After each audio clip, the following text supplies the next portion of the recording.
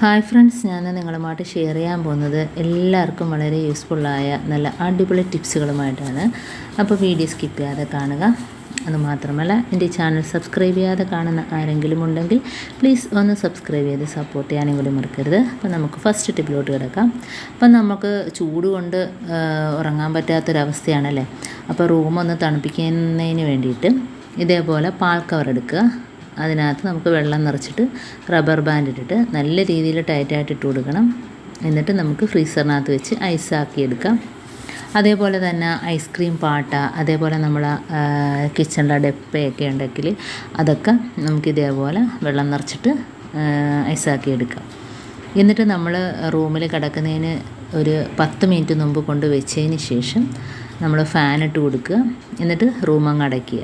അന്നേരം നമ്മൾ റൂമിലോട്ട് കയറുമ്പോഴത്തേനും നല്ലൊരു തണുപ്പായിരിക്കും. ആ റൂം ഫുള്ളായിട്ട് ഇതിൻ്റെ തണുപ്പ് നിന്നിട്ട് നല്ലൊരു തണുപ്പായിരിക്കും. കാരണം ആ ഫാനും കൂടെ ഇട്ട് കൊടുക്കുമ്പോഴത്തേനും നമ്മൾ സിയുടെ ഒന്നും ആവശ്യമേ ഇല്ല. അപ്പോൾ സുഖമായിട്ട് കിടന്നുറങ്ങാൻ ഈ ഒരു തണുപ്പ് മതി. അപ്പോൾ ഇത് നമ്മൾ ഫാനിൻ്റെ നേരെ കൊണ്ടുവയ്ക്കുന്നതായിരിക്കും നല്ലത്. പ്രത്യേകിച്ച് ഈ പാത്രത്തിനകത്തൊക്കെ നമ്മൾ ഐസാക്കിയത് കൊണ്ട് പെട്ടെന്ന് അലിഞ്ഞു പോകത്തില്ല. അപ്പോൾ ഇതേപോലെ അടുക്കി വയ്ക്കുക.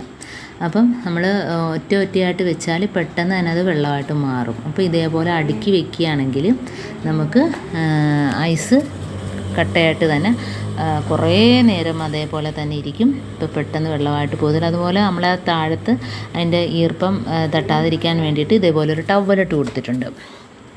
അപ്പോൾ ഇതേപോലെ ടവലിട്ട് കൊടുക്കുമ്പോഴത്തേന് അടിഭാഗമൊന്നും നനഞ്ഞു പോകത്തില്ല. എന്നിട്ട് നമ്മൾ ഇതേപോലെ ആക്കി വെച്ചിട്ട് നമ്മൾ കിടക്കുകയാണെങ്കിൽ റൂമാകെ നല്ലൊരു തണുപ്പായിരിക്കും. അപ്പോൾ നമുക്ക് സി ഇടാതെ തന്നെ സി ഇല്ലാത്തവർക്ക് ഇത് ഉപയോഗമാകും. അതുപോലെ തന്നെ സി ഉള്ളവർക്ക് അതില്ലാതെ ഇങ്ങനെ തന്നെ ഉപയോഗിക്കാവുന്നതാണ്. അപ്പോൾ ഫാനും കൂടെ ഇട്ട് കൊടുക്കുമ്പോഴത്തേനും നല്ല രീതിയിൽ തണുക്കും കണ്ടോ. എന്നിട്ട് നമ്മൾ കിടക്കുകയാണെങ്കിൽ റൂം ഫുള്ളായിട്ട് തണുപ്പ് നിൽക്കുകയും ചെയ്യും. അപ്പോൾ സുഖമായിട്ട് കിടന്നുറങ്ങുകയും ചെയ്യാം. അപ്പം ഇങ്ങനെ ചെയ്യാത്തവർ ഒന്ന് ചെയ്ത് നോക്കുക. അടുത്ത ടിപ്പിലോട്ട് കിടക്കുക. അപ്പോൾ നമ്മൾ തേയിലയിലൊക്കെ ഒരു 3-4 ഇതേപോലെ ഏലക്ക ഇട്ട് വെക്കുകയാണെങ്കിൽ നമ്മൾ ചായ ഇടുമ്പോഴത്തേനും ഈ തേയിലപ്പൊടിക്ക് നല്ലൊരു മണമായിരിക്കും. അപ്പം ഈ ഒരു മണം നമ്മൾ ചായയിലേക്ക് കിട്ടുകയും ചെയ്യും. അപ്പോൾ ഏലക്കയുടെ മണം നമുക്ക് ചായക്ക് നല്ല രീതിയിൽ കിട്ടുമ്പം ചായക്ക് നല്ലൊരു ടേസ്റ്റ് കിട്ടും.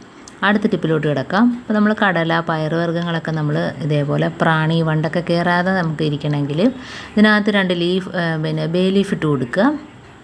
അപ്പം ഇതുകൊണ്ട് ഇതേപോലെ 1-2 ബേ ലീഫ് ഇട്ട് കൊടുത്താൽ മതി. അപ്പോൾ നമുക്കതിനകത്തോട്ട് വണ്ടും പ്രാണിയൊന്നും കയറാതെ തന്നെ നമുക്ക് ഉപയോഗിക്കാൻ പറ്റും. ഇതേപോലെ ഏതാണേലും പയറാണേലും അതേപോലെ തന്നെ ഉഴുന്ന് പരിപ്പാണേലും എല്ലാം ഇതേപോലെ ചെയ്യാവുന്നതാണ്. ഇനി നമുക്ക് അടുത്ത ടിപ്പിലോട്ട് കിടക്കാം. ഇപ്പോൾ നമ്മൾ കറണ്ടില്ലാത്ത സമയത്ത് മെഴുകുതിരിയൊക്കെ കത്തിക്കുമ്പോഴത്തേനും പെട്ടെന്ന് തീർന്നു പോകും. മെഴുകുതിരി കത്തി പെട്ടെന്ന് തീർന്നു പോകും. അപ്പോൾ ഇതേപോലെ നമ്മൾ ഫ്രീസറിനകത്ത് മെഴുകുതിരി വെച്ചിട്ട് കുറച്ച് നേരം വെച്ച് ഒരു അരമണിക്കൂറോളം വെച്ചിട്ട് എടുത്ത് കത്തിക്കുകയാണെങ്കിൽ നമുക്ക് മെഴുകുതിരി കുറേ നേരവും കൂടി കത്തി നിൽക്കും. പെട്ടെന്ന് തീർന്നു പോകില്ല. അടുത്ത ടിപ്പിലോട്ട് കിടക്കാം. അപ്പോൾ നമ്മൾ മിക്സിയുടെ ജാറ് അപ്പോൾ 2-3 ദിവസമൊക്കെ നമ്മൾ ഉപയോഗിക്കാതെ ഇതേപോലെ അടച്ചു വെച്ചാൽ ഒരു ബാഡ് സ്മെല്ലുണ്ടാകും. അപ്പോൾ അതൊന്ന് മാറുന്നതിന് ഇതേപോലെ കുറച്ച് ന്യൂസ് പേപ്പർ ഒന്ന് കീറിയിട്ട് കൊടുക്കുക. അതിനുശേഷം അതിനകത്ത് കുറച്ച് നമ്മുടെ ഡിഷ് വാഷ് ഏതാണേലും വേണ്ടിയില്ല ഒരു സ്വല്പം ഒഴിച്ചു കൊടുക്കുക. അപ്പോൾ ഞാൻ എല്ലാം കീറിയിട്ട് കൊടുത്തിട്ടുണ്ട്. ഇനി നമുക്ക് കുറച്ച് ഡിഷ് വാഷും കൂടെ ഒഴിച്ചു കൊടുക്കാം.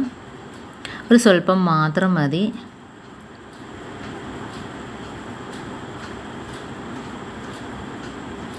ഇനി നമുക്ക് വേണ്ടത് ഒരു സ്വല്പം വെള്ളമാണ്. ഒരു നനവിന് വേണ്ടിയിട്ട് സ്വല്പം വെള്ളം കൂടെ ഒഴിച്ചു കൊടുക്കാം.